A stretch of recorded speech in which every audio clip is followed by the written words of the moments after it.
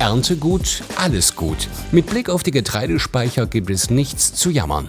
Wenn ich jetzt in die Silos gucke, bin ich wirklich glücklich, das Herz strahlt. Wir haben trotz der Trockenheit überraschenderweise relativ gut geerntet. Im Mai dieses Jahres waren wir mit 2 Landwirten unterwegs. Wir wollten wissen, wie waren ihre Erwartungen für das Erntejahr? Wie beeinflusst der Ukraine-Krieg ihre Landwirtschaft? Jetzt besuchen wir sie wieder. Sind die hessischen Landwirte Krisengewinner oder Verlierer? Los geht's in Hünfelden. Der Getreidespeicher von Ackerbauer Olaf Pühlmann ist randvoll.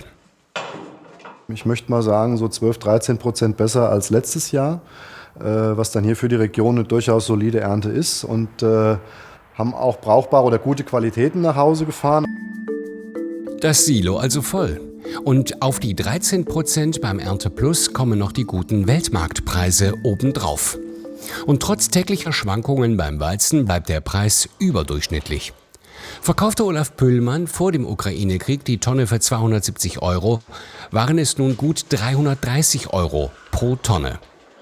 Der Weizen bleibt also grundlegend in Deutschland, geht hauptsächlich in den nördlichen Bereich, also dann einmal in Mühlen für die Tierfuttergewinnung und aber auch als Brotgetreide auch nach Süden. Und so sieht die Verteilung des Getreides in ganz Deutschland aus. Der überwiegende Teil dient als Futtermittel. 20,1% wird zur Nahrung verarbeitet, 8,9% für die Energiegewinnung, 7,5% für die Industrie, 3,3% sind Verluste in der Landwirtschaft und 2,1% wird wieder zu Saatgut. Und Deutschland ist in der EU der größte Weizenproduzent. Wir können uns komplett selbst versorgen. Und so gibt es hier keinen Konflikt, dass noch mehr Weizen zu menschlicher Nahrung verarbeitet wird. Ganz anders beim Raps. Wir sind bei Ackerbauer Jan-Peter Loth in Friedberg. Auch er hat den Speicher randvoll. Wir sind zufrieden. Wir hatten am Ende doch ein wirklich gutes Rapsjahr, etwa 10% mehr wie im Vergleich der letzten Jahre. Man sieht, die Silos sind voll, die Stimmung ist in Ordnung beim Rapsmarkt, ist positiv. Mit Spannung verfolgt er die Frage, landet der Raps auf den Tellern oder doch eher im Tank? Wird Speiseöl oder Biodiesel draus? Bislang wurde die Rapsmenge zur Hälfte zu Biodiesel und zur Hälfte zu Speiseöl. Aber angesichts des Krieges ist die Treibstoffproduktion aus Lebensmitteln in Verruf geraten. Auf den Feldern von Jan-Peter Loth gedeiht schon die nächste Rapsaussaat. Der Bauer fühlt sich der Nahrung verpflichtet, will aber auch gleichzeitig das Klima nicht vernachlässigt wissen.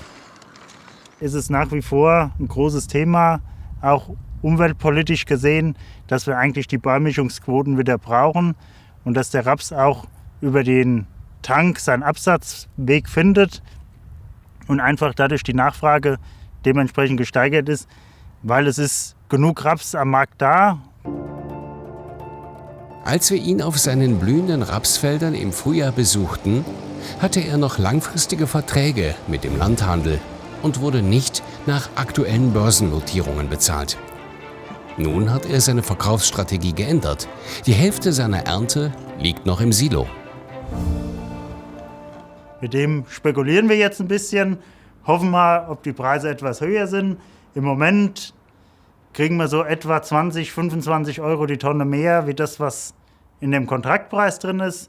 Mal gucken, ob es noch am Ende ein Tick mehr ist, ob die Rechnung aufgeht. Im 120 Kilometer entfernten Hünfelden fährt auch Landwirt Olaf Pühlmann diese Strategie. Das hat er immer getan. Aber seine Erfahrung sagt, nicht immer geht diese Spekulation auf. Ich persönlich glaube, es ist durchaus denkbar, dass wir möglicherweise erst im nächsten Frühjahr auch mal die 400 € pro Tonne noch sehen werden im Weizen. Aber dem steht halt gegenüber, dass wir ja auch eine gewisse Liquidität im Betrieb brauchen. Also es kann durchaus sein, dass ich irgendwann im Dezember, Januar sage, wir verkaufen jetzt wieder einen Teil aus Liquiditätsgründen. Nichts Neues, dass auch den Landwirten die Kosten bei den Betriebsmitteln davonlaufen. Dieser alte Drescher hat ausgedient, ein neuer ist bestellt, Kosten 500.000. Und das Preisroulette dreht sich weiter. Allein für seine Ackerfläche von 500 Hektar zahlte er für den Dünger gut 200.000 €. Immerhin hat er welchen. Anders bei dem Rapsbauer. Der wartet noch auf den Dünger. Der Landhandel kann nicht liefern. Dünger ausverkauft. Wenn im Prinzip nächstes Jahr im Frühjahr kein Dünger verfügbar ist, dann werden wir einfach die Düngung aussetzen müssen und dann dementsprechend einmal deutlich weniger ernten. Gibt es endlich wieder Dünger, kostet ihn das 34.000 €. Rechnet er alle gestiegenen Betriebskosten gegen die Mehreinnahmen beim Raps zusammen, bleibt ihm ein Plus von 17%. Und auf das Erntejahr 22 gesehen, welches Resümee ziehen die Landwirte? Wenn auf der anderen Seite der Welt irgendwas passiert, drückt das in den Preisen bis zu uns durch, dass man im Prinzip auf einmal auf der Gewinnerseite ist. Genauso gut kann man auch auf der Verliererseite sein und kann sagen, das haben wir jetzt verzockt. Wir fahren auf kurze Sicht. Das, was wir brauchen, versuchen wir vorschüssig schon da zu haben. Aber die großen Dinge in 3-4 Jahren, die lassen sich einfach momentan nicht bewerten. Wer als Bauer heute überleben will, muss satte Rücklagen haben und manchmal ein Zocker sein. Das ist neu in der Landwirtschaft.